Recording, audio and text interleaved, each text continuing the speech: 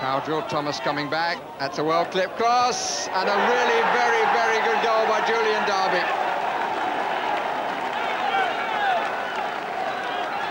The most muddied man around is the scorer of the first goal.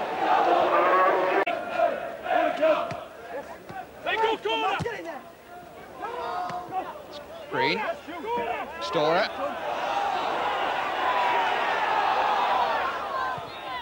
Comstiff coming in, 2-0. Good cross. And the determined Storer has made it safe for Bolton Wanderers.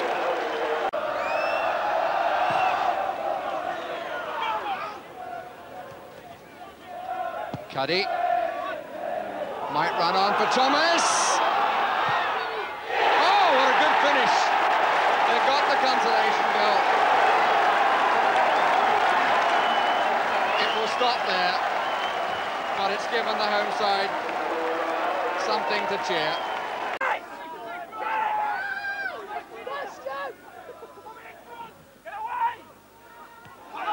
Oh, a bit of uncertainty and a slip. That's given a chance to MacDonald. And what a... Oh, I thought he'd saved it. What a pity for Garner.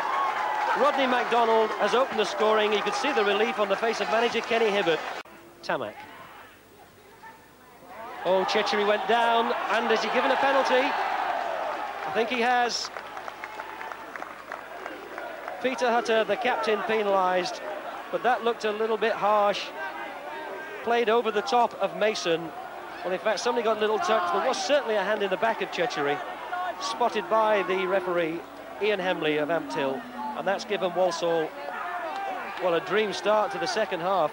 Rimmer to score perhaps on the spot, his 5th penalty of the season, his 15th goal of the season. Oh, and he's hit the bar! Well, even the best can miss. What a let-off for Aylesbury. The 90 minutes are up. Ron Green organises his defence. Could they snatch an equaliser? Now, who's going to take this? It looks as though it might be Sanson. He's gone back far enough. Oh, he got it through! Oh, it's in! No, handball. But the crowd rose.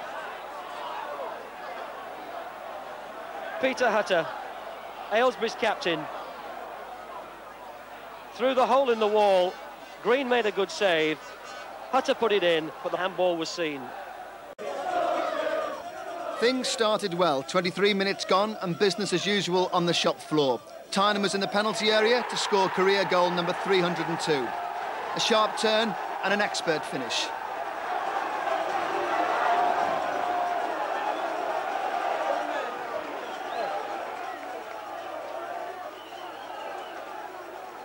But then the party started to go horribly wrong. The presents that were handed out were goals from Maidstone.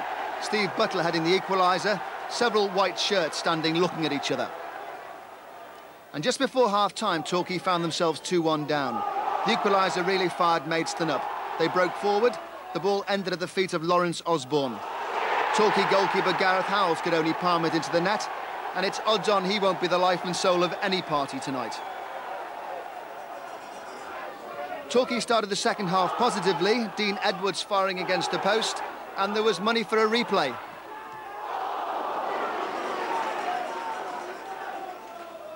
But the game really hinged on a 30-second spell with 15 minutes to go.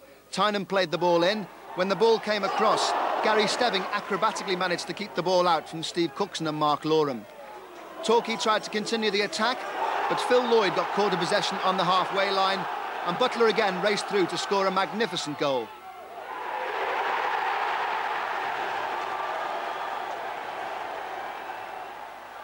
That settled it, although Maidstone scored a 4th just on the whistle.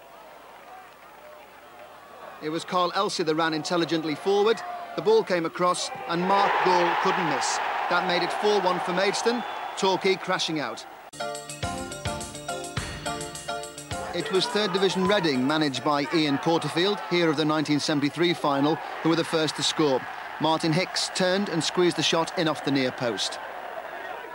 But Colchester, the Vauxhall Conference side relegated from the Football League at the end of last season, equalised from a penalty 40 seconds into the second half. The defenders weren't happy about the decision, but player-manager Ian Atkins made sure from the spot. The winner came on the hour, Eamon Collins playing the free kick, and Neil Marmon powerfully heading home at the far post.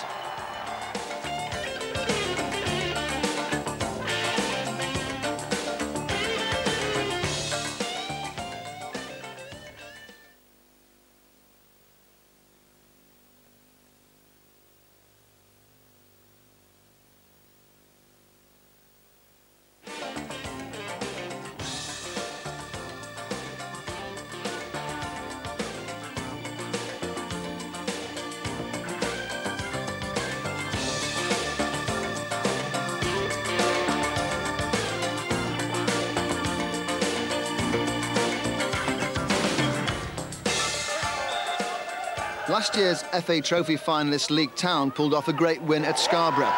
Alan Somerville scoring direct from a free kick early in the first half.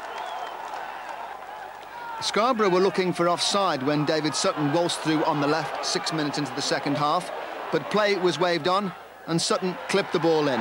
The score remained the same, 2-0. The Leek supporters certainly enjoyed themselves. They're currently conquering home across the Pennines to Staffordshire.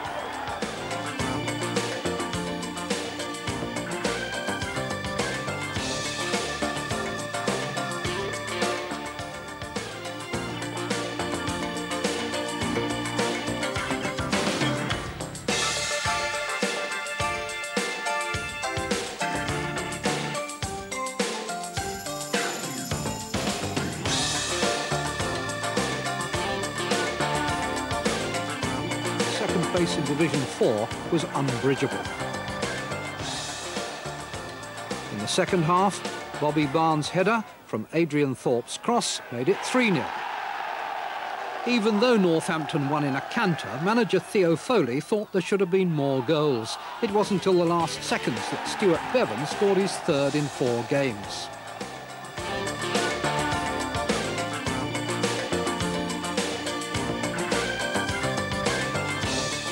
Aldershot, in deep trouble near the bottom of Division 4, enjoyed their day against Tiverton Town. They scored in the first minute, poor defending, and Ian Stewart took advantage. They were soon 2 up. Tiverton won't be happy with defending once again. Charlie Hendry scoring Aldershot's second goal. Tiverton, proudly representing the Great Mills Western League, fought back. Clive Jones struck home direct from a free kick, and it gave their fans some hope at least. It didn't last long, though, a real scrappy affair, but Jerry Williams scored Aldershot's third goal.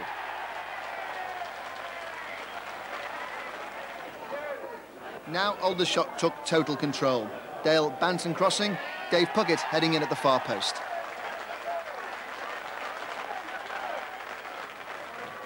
The Devon club tried to enjoy their day. John Durham scored to make it 4-2, but there was no hope of a comeback, and they knew it. A well-worked move gave Aldershot their 5th goal. Charlie Henry heading his second, Dave Puckett playing the cross. And to finish, they saved the best till last. A great run and shot from Adrian Randall, and that gave the shots something to smile about for once.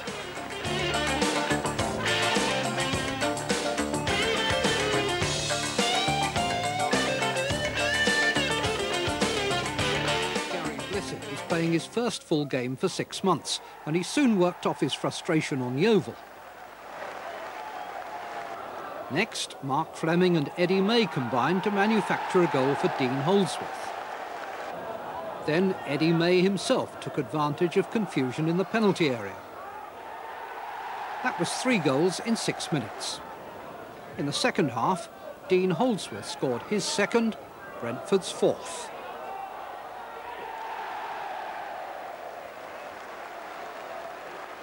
And finally, Gary Brooke sent Keith Jones away for 5-0. In the 70 years since they joined the league, Brentford have never lost a home FA Cup tie to non-league opponents.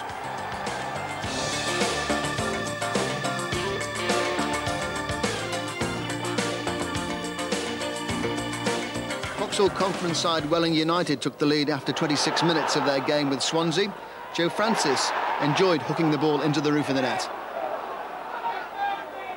But Swansea levelled with a penalty 9 minutes later. Duncan Horton bringing down Terry Connor. And it was Jimmy Gilligan who took the penalty very successfully. But Welling went ahead once again. Terry Robbins hooking the ball over Lee Bracey. An agonising chase back towards the goal line. But it was Welling that scored, and that signalled the ups and downs for the supporters of both sides in FA Cup football. But it stung Swansea into action. Terry Connor, though, can't really have thought his header from David Huff's cross would really have gone in.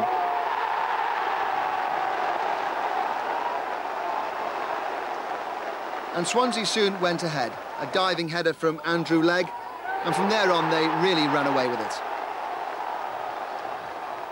9 minutes later, Legg again from a short corner. Did he play for it? Was it a great chip or an up and under that fell nicely? And the final goal from Steve Thornber. 10 minutes from time, left alone in the penalty area, and Swansea were 5-2 winners.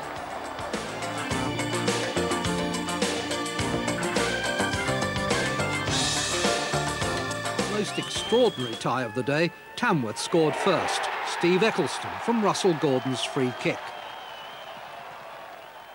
A couple of minutes before half-time, and still 1-0 as Ian Chandler made a run. The ball rebounded and Perry Briggs equalised. Before Tamworth could recover, Tony Dawson had set up a goal for Chandler. Whitley Bay unexpectedly went in 2-1 ahead. That became 3-1 soon after the restart. Darren Barker the score. The gate at the Lamb was 2,600, but there wasn't much noise from the Tamworth contingent when Paul Ferris extended Whitley Bay's lead to 4-1.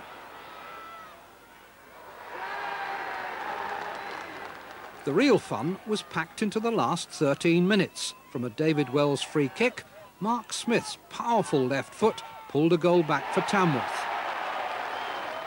Then, 10 minutes from time, Darren Barker claimed his second of the game. Whitley Bay were 5-2 ahead. However, Tamworth had reached this first round on the strength of their willingness to battle. When Steve Eccleston's shot was blocked, Mark Smith forced the ball in. 6 minutes left. Then it was Russell Gordon. Now it was Tamworth 4, Whitley Bay 5, 2 minutes left. There was still time for another goal, but it was Whitley Bay who scored it. Perry Briggs' shot deflected to complete a memorable, exhausting victory. Thomas. Biggins is behind him. Good effort and good save. Biggins' shot. Whitehurst on the far side. Kennedy.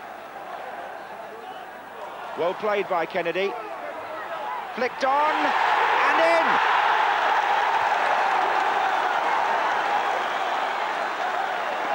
Lee Sanford and Stoke City have the lead. Benning. He signals from the middle. They want to cross it. Oh, it's in! Hayes have done it! 7 minutes left!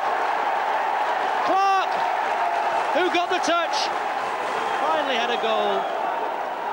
And it's non-league Hayes, 1 up.